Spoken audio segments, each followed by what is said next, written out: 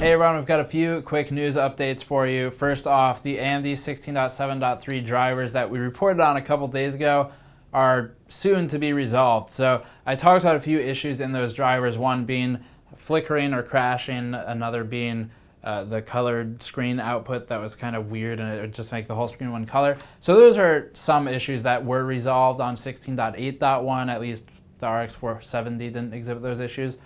So that looks good.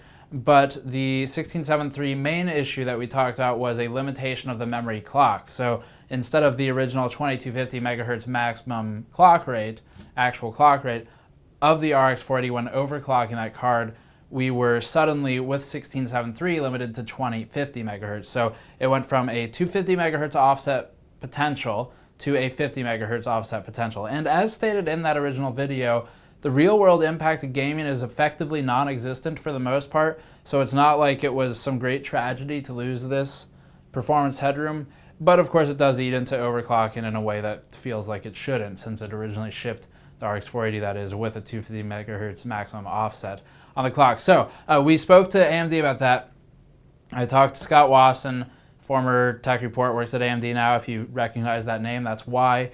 And he gave us one line that I could publish. And that one line is, okay, got an update and it's good news. The fix is coming in our next hotfix driver, which is coming very shortly. And when he says the fix, he's referring to the memory offset, hopefully, theoretically anyway, being reset back to its maximum potential, or at least somewhere higher than what it is right now. So that's what we've got for you on that front. The 50 megahertz thing, I don't know if it was a mistake or if what was going on, but that should be resolved in the next driver update, and the next driver update will come out soon. The next news item, also very brief, is about these next, actually sort of three items are all related. First of all, you may have received an email from Newegg or seen posts online about an alleged AMD R9 involvement in the class action lawsuit involving NVIDIA and the GTX 970, which we'll talk about in a moment.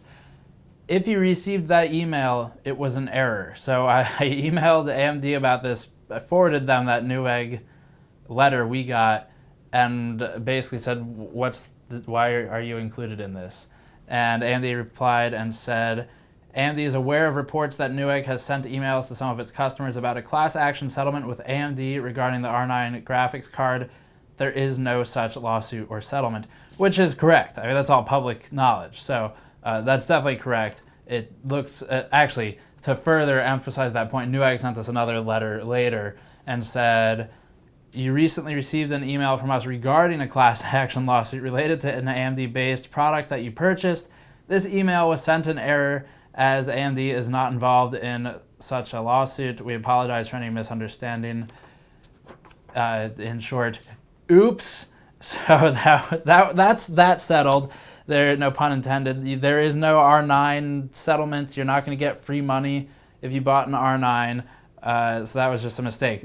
The next related item, the GTX 970 class action, kind of talked about last week a little bit, is still in, it's settled, but it's in flux in terms of getting your money, depending on your retailer and things like that. But right now, today, you can definitely get a partial refund from Amazon at a minimum, and Newegg looks like they're supporting it as well, or will be soon. If you're out of the loop, what's going on here, the GTX 970 last year in February of 2015, there was a class action filed against it for two reasons, well, a couple reasons, but two main reasons that stuck. One was what you may know as the 3.5 gigabyte VRAM thing. It's not really 3.5, it's 4 gigabytes of VRAM, but from memory here, 3.5 operates at something like 192 gigabytes per second, and the extra 512 megabytes, the 0.5, operates at something like 28 gigabytes per second. That's from memory, but I think that's accurate. So it was significantly slower, and that's just because the way the Maxwell architecture allowed NVIDIA to sort of partition its L2 cache and other blocks. There's a bunch of coupled blocks, and if you look at the block diagram, you'll see it. But they could partition those out and run slower or shared memory in some ways that impacted the performance. So the next item was the ROPS reduction. That was the bigger one. So the initial specs sheet sent to press outlets, and at this time we I don't think we're receiving those emails, so we were not involved in that. But the initial sheet sent to outlets before embargo lift of the 970 listed a higher ROPS value than what was finally and ultimately published and created in the video card itself. So that higher ROPS value, obviously not in the card, so NVIDIA was paying for a false advertising suit.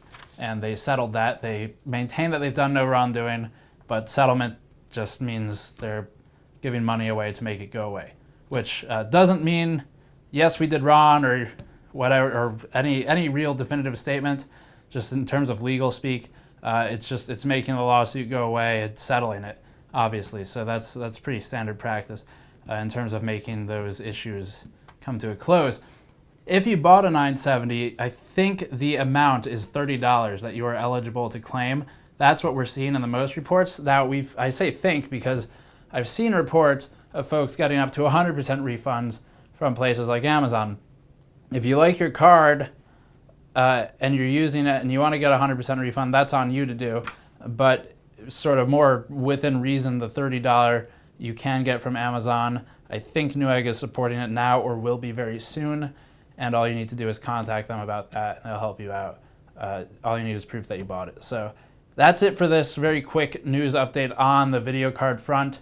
RX 460 review coming soon, some fan stuff, cool teardown stuff, but that's it. So subscribe for more. Patreon link postal video. I'll see you all next time.